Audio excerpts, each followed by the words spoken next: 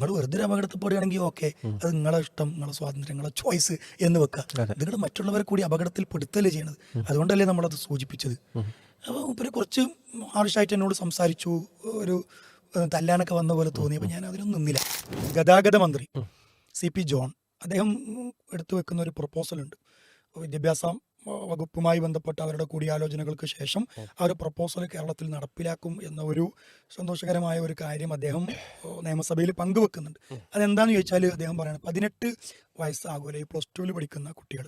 അപ്പോൾ അവർക്ക് +2 ഒരു കരിക്കുലത്തിൽ എന്ത് ചെയ്യുക, ഈ ബോധവൽക്കരണം, ട്രാഫിക് റൂൾസ്, ട്രാഫിക്കുമായി ബന്ധപ്പെട്ട നിയമങ്ങൾ, ഒരല്പം ഡ്രൈവിങ്ങും പഠിപ്പിച്ച് അതൊരു പ്രീ ടെസ്റ്റ് അങ്ങനെ തന്നെ അദ്ദേഹത്തിൻ്റെ ഒരു പ്രയോഗം നിയമസഭയിൽ കേൾക്കുകയുണ്ട്. അങ്ങനെ ഒരു ലെവലിൽ നടത്തി അവർക്ക് ഈ ലൈസൻസ് നൽകാനുള്ള, അതിൽ പാസ്സാവുന്ന കുട്ടികൾക്ക് ലൈസൻസ് നൽകാനുള്ള ഒരു പ്രൊപ്പോസൽ, ഒരു പ്രൊജക്റ്റ് അദ്ദേഹം നിയമസഭയിൽ വെക്കുന്നുണ്ട്. മാഷാ അല്ലാ. അത് പറഞ്ഞപ്പോൾ അപ്പോൾ അങ്ങനെ കേൾക്കുമ്പോൾ ഞാനൊരു സംഭവം ഓർക്കുകയാണ്.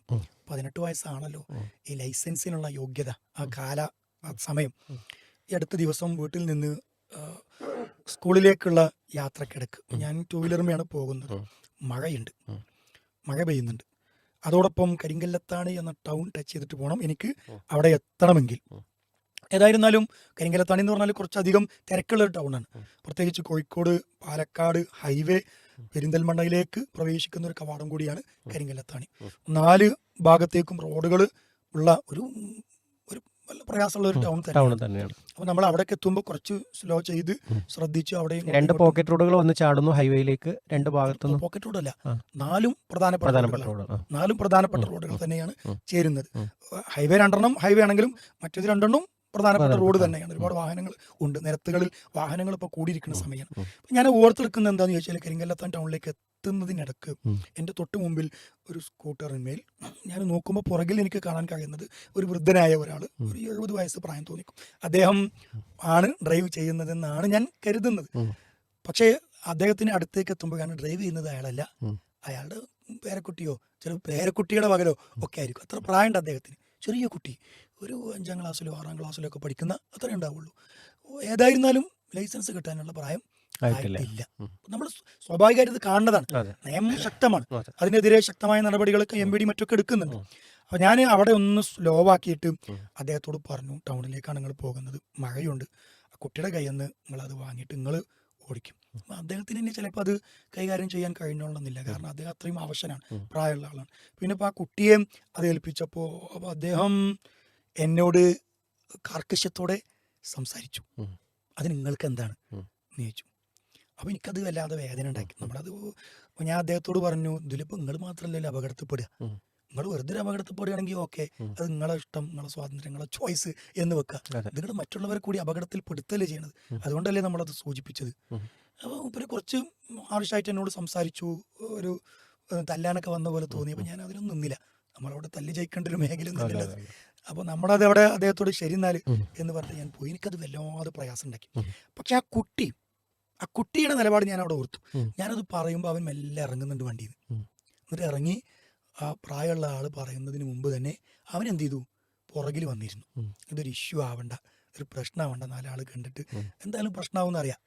അപ്പോൾ ഈ പ്രായമായ ആൾക്കാണ്, അദ്ദേഹത്തിനാണ് ഒരു പക്ഷേ കൂടുതൽ ആ പ്രയാസം. ഇത് എന്തുകൊണ്ടാണ് അങ്ങനെ സംഭവിച്ചതെന്ന് നമുക്കറിയില്ല.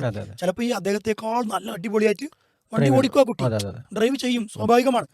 കുട്ടി അതിനേക്കാൾ ഉഷാറായിട്ട് ഡ്രൈവ് ചെയ്യും, അതിനൊന്നും എതിരല്ല. പക്ഷെ നാട്ടിലൊരു നിയമമുണ്ട്, പ്രത്യേകിച്ച് റോഡിലൂടെ വാഹനങ്ങളുടെ തിരക്ക് കൂടുതലാണ്, ഒരു മെയിൻ ട്രാഫിക് ജാമിലേക്ക് വരികയാണ്. അവിടെയൊക്കെ ശ്രദ്ധിക്കപ്പെടാതെ പോകുന്ന ഇത്തരം കാര്യങ്ങൾ അത് നിസ്സാരമായിരിക്കാം, പക്ഷെ അതിലൂടെ ഒരുപാട് ആളുകളുടെ ജീവിത പ്രശ്നം കൂടി അതിലുണ്ട് എന്നത് ഗൗരവമായി കണക്കിലെടുക്കണം. അപ്പോൾ ഈ CP ജോൺ മന്ത്രിയുടെ ആ സംസാരം 18 വയസ്സാകുമ്പോഴേക്കും വേഗം ഇവർക്ക് കൊടുത്താൽ പിന്നെ പ്രശ്നമല്ലല്ലോ. അത് പഠിച്ചിരിക്കുന്നവരാണ് കുറെ ആളുകൾ. അപ്പോൾ പിന്നെ ഇതിപ്പോൾ ഈ പറഞ്ഞു വന്നപ്പോൾ വളരെ രസകരമായൊരു സംഭവം കൂടി ഓർമ്മ വരികയാണ്. അതായത് പിന്നെ കൊണ്ട് ഒരു കഥ പറയാറുണ്ട്. അതായത് ഒരാൾ വഴിയിലൂടെ നടന്നു പോകുമ്പോൾ ഒരു കുട്ടി സൈക്കിൾ കൊണ്ട് വന്നിട്ട് പിന്നിൽ വന്നിട്ട് ഇടിച്ചു പറഞ്ഞു. അപ്പോൾ ഇയാൾ വീണു. അപ്പോൾ ഈ കുട്ടി ഇറങ്ങിയിട്ട് പാപ്പ ക്ഷമിക്കണം, ഞാൻ പിന്നെ വെട്ടിപ്പോയതാണ്. അപ്പോൾ പിന്നെ കുട്ടീൻ്റെ തിരിഞ്ഞു നിന്നിട്ട് ഈ വല്യപ്പാട് തിരിഞ്ഞു നിന്നിട്ട് കുട്ടീനെ തടവിട്ട് പറഞ്ഞു, പൊന്നുമോനെ എൻ്റെ അടുത്തല്ല കുറ്റം, എൻ്റെ അടുത്താണ് കുറ്റം, ഇജ്ജ് സൈക്കിൾ കൊണ്ട് വരുന്നുണ്ട് എന്ന് അറിഞ്ഞാൽ ഞാൻ ഒരിക്കലും ഈ റൂട്ടിലേക്ക് ഇറങ്ങരുതായിരുന്നു എന്ന് പറയുന്ന ഒരു ഒരു ഒരു നാടൻ കഥ ഓർമ്മ വരുന്നുണ്ട്. അപ്പോൾ എന്തായാലും സൽഫിയായിട്ട് ബന്ധപ്പെട്ട് കൂട്ടിച്ചേർക്കാനുള്ളത് ഇത് ഇപ്പം ഞാനിപ്പോൾ ഈ ഒരു അടുത്തൊരു ഒരു ഒരു സംഗതി എന്ന് പറയുന്നത് ഇപ്പം നമ്മുടെ ആ ഒരു പ്രായത്തിലുള്ള കുട്ടികൾക്ക് ഒരു ബൈക്കിൽ സഞ്ചരിക്കണമെങ്കിൽ 2 ആൾ പോരാ, അവർക്ക് 3 ആൾ വേണം. അപ്പോൾ പിന്നെ നല്ല ബാലൻസ് നല്ല ബാലൻസ് കിട്ടുള്ളൂ. അപ്പോൾ പിന്നെ ഞാൻ ഇറങ്ങി വരുന്ന സമയത്ത് കുട്ടികൾ പോലും പഠിപ്പിച്ച കുട്ടി പിന്നെ ഒരു കുട്ടി വന്നിട്ട് പറഞ്ഞു പിന്നെ മാഷെ ഞാൻ എന്നാൽ താഴേക്ക് ഡ്രോപ്പ് ചെയ്യട്ടെ പറഞ്ഞു. അപ്പോൾ എടാ ഇതിൽ 2 ആളില്ല ചോദിച്ചപ്പോൾ അതിനെന്താ മാഷെ നിങ്ങൾ കയറി എന്ന് പറഞ്ഞു. അപ്പോൾ ഞാൻ പറഞ്ഞു ഞാൻ കയറൂല, ഇതിൽ 2 ആൾക്ക് തന്നെ ഉള്ളൂ ഇതുള്ളൂ, പിന്നെ നമുക്കുള്ള ഒരു കപ്പാസിറ്റി ഉള്ളൂ, പിന്നെ 3 ആളെങ്ങനെ കയറുക, അയ്യാൻ പറ്റൂല, ഞാൻ കയറൂല പറഞ്ഞു. അപ്പോൾ ഇന്നലെ ഇതേപോലെ പിന്നെ സ്കൂളിൻ്റെ പോക്കറ്റ് റോഡിലേക്ക് കിടക്കുമ്പോൾ പോലീസ് അവിടെ നിന്ന് ഇങ്ങനെ ഇറങ്ങി വരുന്നു, അവർ ക്യാമറ റെഡി ആയിട്ട് നിൽക്കണേ, ഇവർ 3 ആളും കൂളായിട്ട് കയറി പോകുന്നു, അത് 3 ആൾ അത് പകർത്തി സിംഹത്തിന്റെ മടയിലേക്ക് അടിച്ചെന്തോട് കൊടുക്കുക. അപ്പോൾ ഇത് ഇങ്ങനെ നമ്മൾ നിരന്തരമായിട്ട് കാഴ്ച കാണും. കാരണം ഒന്നെന്താ വെച്ചെങ്കിൽ അവർക്കൊരു ഐഡൻറ്റിറ്റി കിട്ടണം, ഒരു ലൈസൻസ് അവരുടെ പേരിൽ ആദ്യം കിട്ടുന്നത് ഒരു രേഖ, ഈ ഡ്രൈവിംഗ് ലൈസൻസും അങ്ങനത്തെ പാസ്പോർട്ടും കാര്യങ്ങളുമാണ്. മാത്രമല്ല ഇതുമായിട്ടുണ്ട് ഇറങ്ങിയിട്ട് അവരൊരു ഒരു ഒരു ആളാണ് എന്ന് വരുത്തി തീർക്കാനുള്ള ഒരു ശ്രമം അല്ലേ. കുട്ടികളൊക്കെ ബൈക്ക് കൊണ്ട് കാണിക്കുന്ന കണി കാണുമ്പോൾ നമുക്ക് പേടിയാവും. അപ്പോൾ ഇതിൽ നമുക്ക് ഒരുപാട് റോളുകളുണ്ട്. ഒന്ന് അതിനെ നിയമപരമാക്കി കൊടുക്കുക എന്നുള്ളതാണ്. അപ്പോൾ അതിൻ്റെ മാർഗ്ഗങ്ങളാണ് പിന്നെ നിയമവുമായിട്ട് ബന്ധപ്പെട്ട് സൂചിപ്പിച്ചിട്ടുള്ളത്. രണ്ടാമത് നമ്മുടെ വീടുകളിൽ നിന്ന് നമ്മുടെ മക്കൾ പുറത്തിറങ്ങുമ്പോൾ നമ്മൾ എപ്പോഴും ശ്രദ്ധിക്കണം. സാധാരണ പഴമക്കാർ പറയില്ല, പിന്നെ ഒരു കതിരായ ഒരു സാധനമാണ്, അത് വാടിപ്പോകുമ്പോൾ ഒരു കർഷകന് നല്ല വേദന ഉണ്ടാകും. ഒരുപാട് അപകടങ്ങൾ റോഡിൽ നടക്കുന്നുണ്ട് അശ്രദ്ധ കാരണമായിട്ട്. അശ്രദ്ധ കൊണ്ട് ഒരുപാട് അപകടങ്ങൾ നടക്കുന്നുണ്ട്. അപ്പോൾ നമ്മുടെ ഒരു കരുതൽ ഉണ്ടാവണം എന്നുള്ളതാണ്.